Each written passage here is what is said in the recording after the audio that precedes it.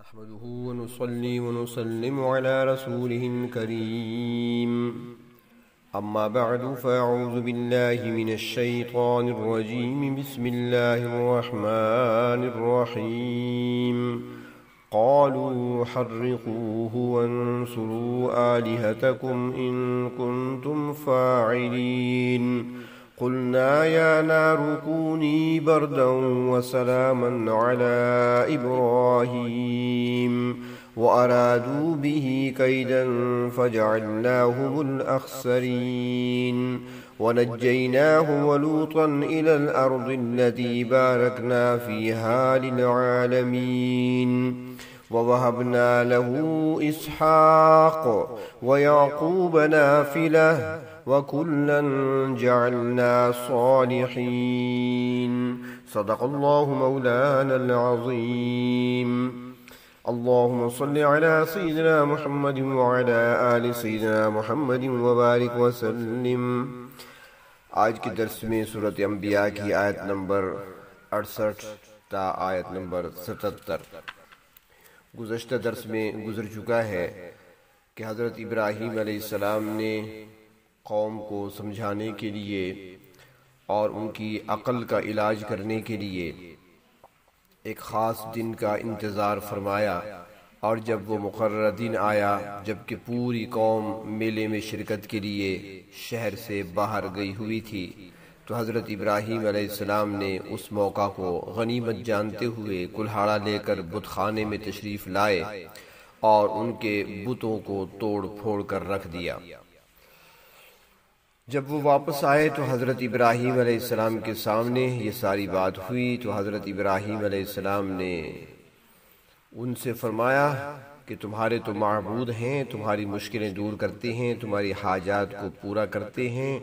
تو آج انہی سے پوچھ لیں کہ ان کی ناک کس نے کاٹی ہے، ان کے کان کس نے کاٹے ہیں، ان کی بازو اور ٹانگیں کس نے اڑائی ہیں۔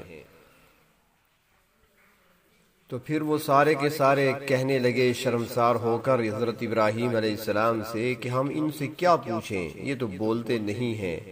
تو حضرت ابراہیم علیہ السلام اسی موقع کی تلاش میں تھے، تو فرمانے لگے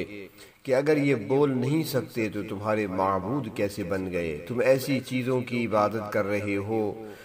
ایسی چیزوں کو پوج رہے ہو جن کے اختیار میں نہ نفع ہے اور نہ ہی نقصان۔ کچھ تو عقل کی بات ہی کرو اور کچھ عقل سے بھی سوچو۔ جب مشرکین دلائل کی دنیا میں ناکام ہوئے اور ان کے پاس حضرت ابراہیم علیہ السلام کی اس بات کا کوئی جواب نہ بن پڑا، تو انہوں نے پھر وہی حربہ اختیار کیا جو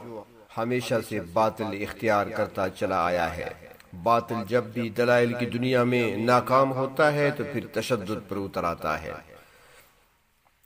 تو انہوں نے آپس میں مشورہ کرنے کے بعد یہ فیصلہ کیا، قالوا حرقوہ، کہنے لگے ابراہیم علیہ السلام کو آگ میں جلا ڈالو، وانصروا آلہتکم ان کنتم فاعلین، اور اپنے معبودوں کی مدد کرو اگر کچھ کرنا چاہتے ہو، کیونکہ پوری کی پوری قوم مشرک تھی، چاہے وہ بادشاہ تھا اور چاہے اس کی رعایا۔ اس لیے انہوں نے یہ فیصلہ کر ہی لیا کہ اب حضرت ابراہیم علیہ السلام کو ختم کر دیا جائے، اور چونکہ حضرت ابراہیم علیہ السلام نے ان کے معبودوں کی توہین کی تھی، تو انہوں نے کہا کہ ابراہیم علیہ السلام کو ایسی عبرتناک سزا دی جائے تاکہ آئندہ ہمارے معبودوں کی توہین کرنے کا کوئی سوچ بھی نہ سکے۔ تو اس لیے انہوں نے فیصلہ کیا کہ حضرت ابراہیم علیہ السلام کو زندہ جلا ڈالا جانا ہی زیادہ بہتر ہے، اور یہ سخت ترین سزا ہے۔ اللہ رب العزت نے بندوں کو یہ سزا دینے کا اختیار کسی کو دیا ہی نہیں ہے۔ حدیث شریف میں آتا ہے کہ کسی آدمی کو آگ میں ڈالنے کی سزا نہ دی جائے، کیونکہ یہ سخت ترین سزا اللہ رب العزت خود مشرکین کو دیں گے۔ چنانچہ مفسرین اکرام فرماتی ہیں کہ اس بات پر، یعنی جو فیصلہ ہوا حضرت ابراہیم علیہ السلام کو جلانے کا، اس پر عمل کرنے کے لیے 1 ماہ کا 1 مہینے کا وقفہ رکھا گیا، اور اس دوران آگ جلانے کے لیے وسیع پیمانے پر ایندھن جمع کرنے کی مہم شروع ہوئی۔ جتنے مشرک تھے سب نے اس کام میں اپنا اپنا حصہ ڈالا، بلکہ یہاں تک آتا ہے کہ جو عورت بیمار ہو جاتی یا کسی کا بچہ بیمار ہو جاتا تو وہ یہ نظر مانتے کہ شفا اگر مل گئی تو ابراہیم علیہ السلام کی آگ کے لیے اتنا ایندھن جمع کریں گے۔ جب ایندھن جمع ہو گیا تو مقررہ وقت پر آگ جلائی گئی اور اس کے شعلے آسمان سے باتیں کرنے لگے۔ اب حضرت ابراہیم علیہ السلام کو آگ میں پھینکنے کا مسئلہ تھا تو حضرت ابراہیم علیہ السلام کے کپڑے اتار کر ان کو ننگا کر دیا گیا اور پھر پھینکنے کے لیے منجنیق کا استعمال کا فیصلہ ہوا۔ یوں سمجھیے کہ اس زمانے کی توپ تھی۔ چنانچہ حضرت ابراہیم علیہ السلام کو رسیوں کے ساتھ منجنیق پر باندھ دیا گیا اور پھر اس منجنیق کے ذریعے حضرت ابراہیم علیہ السلام کو آگ کے درمیان میں پھینک دیا گیا۔ حدیث شریف میں آتا ہے کہ قیامت کے میدان میں سب لوگ برہنہ ہوں گے، ننگے ہوں گے۔ اللہ رب العزت سب سے پہلے حضرت ابراہیم علیہ السلام کو لباس پہنائیں گے، اور یہ اعزاز اس لیے ان کو عطا ہوگا کہ انہوں نے مشرکین سے یہ سزا دنیا میں پائی تھی کہ انہوں نے ان کو ننگا کر کے آگ میں پھینکا۔ جب ان لوگوں نے حضرت ابراہیم علیہ السلام کو آگ میں پھینکا تو اللہ رب العزت کی طرف سے آگ کو حکم ملا، قلنا یا نار کونی بردا وسلاما علی ابراہیم، ہم نے کہا اے آگ ابراہیم علیہ السلام پر ٹھنڈی اور سلامتی والی بن جا۔ حضرت ابراہیم کو جلانا نہیں ہے۔ تفصیلی روایات مختلف آتی ہیں اور ان کے مطابق حضرت ابراہیم علیہ السلام 3 دن 40 دن یا 50 دن اس آگ میں رہے۔ مشرکین کو یقین ہو گیا کہ آپ بالکل جل چکے ہوں گے، مگر ادھر سے اللہ رب العزت کا حکم آگ کو مل چکا تھا، لہٰذا آگ نے اللہ کے حکم کی تعمیل کی اور حضرت ابراہیم علیہ السلام کے جسم کا ایک بال بھی ضائع نہ ہوا۔ حضرت ابراہیم علیہ السلام کو چونکہ رسیوں سے باندھ کر پھینکا گیا تھا، چنانچہ وہ رسیاں جن سے ان کے ہاتھ پاؤں بندھے ہوئے تھے وہ رسیاں تو جل گئیں، مگر ابراہیم علیہ السلام کو آگ نقصان نہ پہنچا سکی، کیونکہ اللہ رب العزت نے آگ کو حضرت ابراہیم علیہ السلام کو جلانے سے روک دیا تھا، اور وہ آگ جس کا کام جلا ڈالنا ہے وہ بطور معجزہ کے حضرت ابراہیم علیہ السلام کے لیے ٹھنڈی، بلکہ صرف ٹھنڈی نہیں بلکہ سلامتی والی بن گئی تھی۔ ارشاد فرمایا وَأَرَادُوا بِهِ كَيْدًا، مشرکین نے ابراہیم علیہ السلام کو جلا ڈالنے کا برا ارادہ کیا تھا، فَجَعَلْنَاهُمُ الْأَخْسَرِينَ، مگر ہم نے ان کو خسارہ اٹھانے والا بنا دیا، وہ ذلیل و خوار ہو کر رہ گئے۔ ابراہیم علیہ السلام کا آگ سے بچ جانا کسی کے وہم و گمان میں بھی نہیں تھا، مگر آپ آگ میں بھی صحیح سلامت رہے اور مشرکوں کی ساری تدبیریں ناکام ہو گئیں۔ حضرت ابراہیم علیہ السلام کا آگ سے بچ جانا کسی کے وہم و گمان میں بھی نہیں تھا، مگر آپ آگ میں بھی صحیح سلامت رہے۔ وہ لوگ اپنی آنکھوں سے اپنی واضح شکست دیکھ چکے تھے اور اللہ رب العزت کی قدرت کا مشاہدہ بھی کر چکے تھے، مگر اس کے باوجود ایمان نہیں لائے، بلکہ اپنی اسی دشمنی اور ضد پر اڑے رہے اور آئندہ کے لیے مزید منصوبے بنانے لگے۔ بائبل میں تو یہ بھی ہے کہ اس موقع پر اللہ رب العزت نے فرمایا اے ابراہیم گھبراؤ نہیں، یہ لوگ تمہیں اس دنیا سے ختم کرنا چاہتے ہیں، مگر میں تیری اولاد کو ریت کے ذرات کی طرح دنیا میں پھیلاؤں گا۔ چنانچہ آج دیکھا جائے تو دنیا کی اکثر آبادی حضرت ابراہیم علیہ السلام کی اولاد پر ہی مشتمل ہے۔ اور مزے کی بات یہ بھی ہے کہ جب یہ واقعہ پیش آیا تھا تو اس وقت ابراہیم علیہ السلام کی کوئی اولاد نہیں تھی، آپ کو بیٹے اللہ رب العزت نے بڑھاپے میں عطا فرمائے اور پھر ان کی نسل آگے چلی۔ حضرت ابراہیم علیہ السلام کی زندگی میں ہجرت بھی آتی ہے، مشرکوں کی دشمنی کم نہ ہوئی اور دشمنی میں حد سے آگے بڑھتے چلے گئے تو اللہ رب العزت نے حضرت ابراہیم علیہ السلام کو بابل سے ہجرت کر جانے کا حکم دیا۔ ارشاد ہوا وَنَجَّيْنَاهُ وَلُوطًا إِلَى الْأَرْضِ الَّتِي بَارَكْنَا فِيهَا لِلْعَالَمِينَ، ہم نے ابراہیم علیہ السلام اور ان کے بھتیجے لوط علیہ السلام کو نجات دی اس سرزمین کی طرف جس میں ہم نے جہان والوں کے لیے برکتیں رکھی ہیں، اور اس سے مراد شام اور فلسطین کا علاقہ ہے۔ اور اسی علاقے کی طرف حضرت ابراہیم علیہ السلام کو ہجرت کر جانے کا حکم ہوا۔ حضرت ابراہیم علیہ السلام کے بھتیجے حضرت لوط بچپن ہی سے آپ کے پاس رہتے تھے، اور ہجرت کے سفر میں وہ بھی آپ کے ساتھ تھے۔ اللہ رب العزت نے انہیں کمال درجے کی علم و حکمت عطا فرمائی تھی، چنانچہ اسی سفر میں یعنی ہجرت کے سفر میں اللہ رب العزت نے حضرت لوط علیہ السلام کو نبوت عطا فرمائی اور حکم دیا کہ وہ سدوم وغیرہ بستیوں میں جا کر اللہ کا پیغام لوگوں تک پہنچائیں، اور یہ بستیاں شرق اردن میں واقع تھیں۔ تو فرمایا کہ ایک تو ہم نے حضرت ابراہیم علیہ السلام کو ہجرت کے ذریعے ظالم قوم سے نجات دلائی، اور دوسرا ساتھ انعام یہ بھی وَوَهَبْنَا لَهُ اسحاق، اور آپ کو اسحاق جیسا عظیم فرزند بھی عطا فرمایا۔ حضرت ابراہیم علیہ السلام کی دعا کے نتیجے میں اللہ رب العزت نے پہلے آپ کو حضرت ہاجرہ کے بطن سے حضرت اسماعیل علیہ السلام جیسا بیٹا عطا فرمایا، اور پھر اس کے 16 سال بعد اسحاق علیہ السلام عطا کیا۔ حضرت ابراہیم علیہ السلام نے تو اپنے بیٹے کے لیے دعا کی تھی کہ اللہ مجھے بیٹا عطا فرمائیے، مگر اللہ رب العزت نے ساتھ انعام یہ بھی فرمایا کہ حضرت ابراہیم علیہ السلام کی زندگی میں وَيَعْقُوبَ نَافِلَةً، حضرت یعقوب علیہ السلام جیسا پوتا بھی عطا کیا۔ یعنی خواہش تو بیٹے کی تھی، مگر اللہ نے پوتا بھی اپنی آنکھوں سے دکھا دیا، اور فرمایا وَكُلًّا جَعَلْنَا صَالِحِينَ، ہم نے سب کو نیکوکار بنایا۔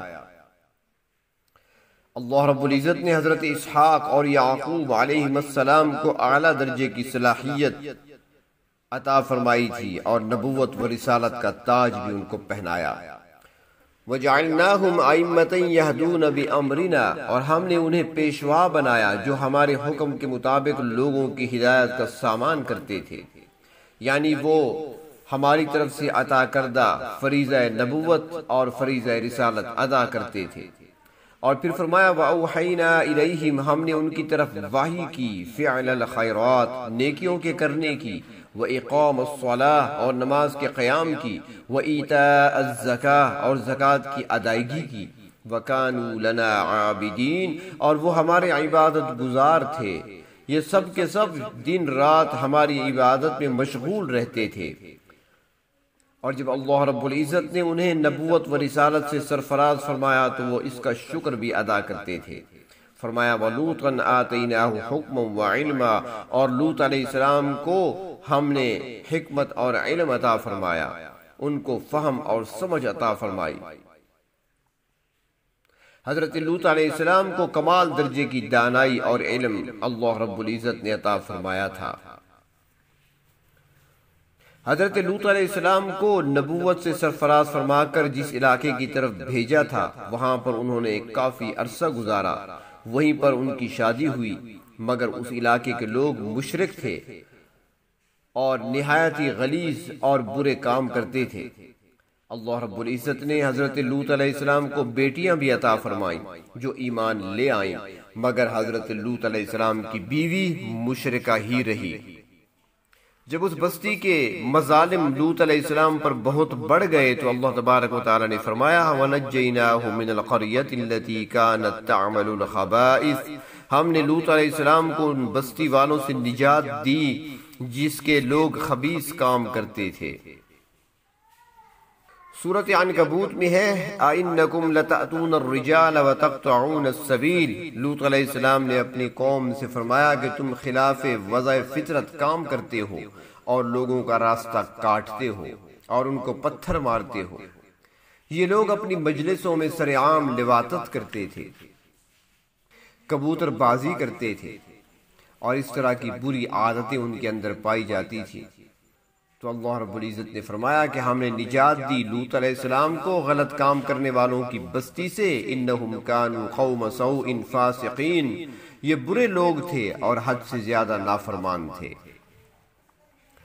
اللہ رب العزت نے حضرت لوط علیہ السلام کو اس قوم سے نجات دلائی اور قوم کو سخت عذاب میں مبتلا کیا۔ ان پر آسمان سے آگ اور پتھر برسے اور ان کی بستی الٹ دی گئی۔ اور حضرت لوط علیہ السلام کے بارے میں فرمایا وَأَدْخَلْنَاهُ فِي رَحْمَتِنَا، ہم نے ان کو اپنی رحمت خاصہ میں داخل کیا۔ انہو من الصالحین، بے شک وہ نیکوکاروں میں سے تھے۔ آپ اللہ رب العزت کے پاک باز رسول تھے۔ اور پھر حضرت نوح علیہ السلام کا ذکر اس طرح فرمایا وَنُوحًا إِذْ نَادَى مِنْ قَبْلِ، اور ہم نے نوح علیہ السلام کو بھی نجات عطا فرمائی کہ انہوں نے اس سے پہلے پکارا۔ فرماتی ہیں کہ پہلے سے مراد یہ ہے کہ حضرت نوح علیہ السلام کا زمانہ حضرت ابراہیم علیہ السلام سے بھی ہزاروں سال پہلے کا ہے۔ حضرت نوح علیہ السلام نے بھی ایک لمبے عرصے تک اپنی قوم کو تبلیغ فرمائی، اپنے قوم کو اللہ کی طرف دعوت دی، مگر نوح علیہ السلام کی قوم بھی سیدھے راستے کی طرف نہ آئی، بلکہ الٹا اللہ کے پیغمبر حضرت نوح علیہ السلام کو تکلیفیں ہی پہنچاتے رہے۔ جب اللہ کے نبی حضرت نوح علیہ السلام تنگ آ گئے تو پھر اللہ رب العزت کی بارگاہ میں درخواست پیش کی کہ اے پروردگار ان لوگوں کا فیصلہ فرما دیجئے۔ تو اللہ تبارک و تعالی نے فرمایا فاستجبنا لہ، ہم نے ان کی دعا کو شرف قبولیت بخشا، فنجیناہ واہلہ من الکرب العظیم، اور آپ کو اور آپ کے گھر والوں کو سخت بے چینی سے نجات دلائی، ایسی بے چینی جو ہر وقت لاحق رہتی تھی۔ وَنَصَرْنَاهُ مِنَ الْقَوْمِ الَّذِينَ كَذَّبُوا بِآيَاتِنَا، اور ہم نے ان کی مدد کی اس قوم کے مقابلے میں جو ہماری آیتوں کو جھٹلاتے تھے۔ انہم کانوا قوم سوء، بے شک وہ برے لوگ تھے، ساری کی ساری قوم ہی بری تھی، بد نصیب تھی۔ سورۃ اعراف میں فرمایا قوما عمین، ساری قوم اندھی تھی۔ یہ ظاہری آنکھوں سے اندھے نہیں تھے بلکہ ان کے دل کی آنکھیں اندھی تھیں اور سوچنے سمجھنے کی صلاحیت سے محروم تھے۔ صرف وہی لوگ ایمان لائے جو حضرت نوح علیہ السلام کے ساتھ کشتی میں سوار ہوئے، اور ان کی تعداد تفسیری روایات کے مطابق 80 کے قریب تھی۔ حضرت نوح علیہ السلام کی بیوی اور بیٹا بھی نافرمانوں میں شامل تھے، تو اللہ رب العزت نے فرمایا فَأَغْرَقْنَاهُمْ أَجْمَعِينَ، ہم نے ان سارے نافرمانوں کو پانی میں ڈبو کر ہلاک کر دیا، اور اس طرح ہم نے نوح علیہ السلام کو ان کی قوم سے نجات دلائی۔ ان واقعات کو بیان کر کے نبی اکرم صلی اللہ علیہ وسلم کو اور آپ صلی اللہ علیہ وسلم کے رفقاء یعنی آپ کے صحابہ کو تسلی دی جا رہی ہے کہ دیکھ لیجئے اللہ رب العزت کے سابقہ پیغمبروں کے ساتھ بھی بڑی بڑی بدسلوکیاں کی گئیں، ان کو اذیتیں دی گئیں، ان کو تکلیفیں پہنچائی گئیں، جسمانی طور پر روحانی طور پر ان کو ستایا گیا، مگر دیکھ لیں کہ پھر آخرکار جو منکر تھے، جو مخالف تھے، وہ تباہ و برباد ہوئے۔ تو اسی طرح آپ بھی پریشان نہ ہوں،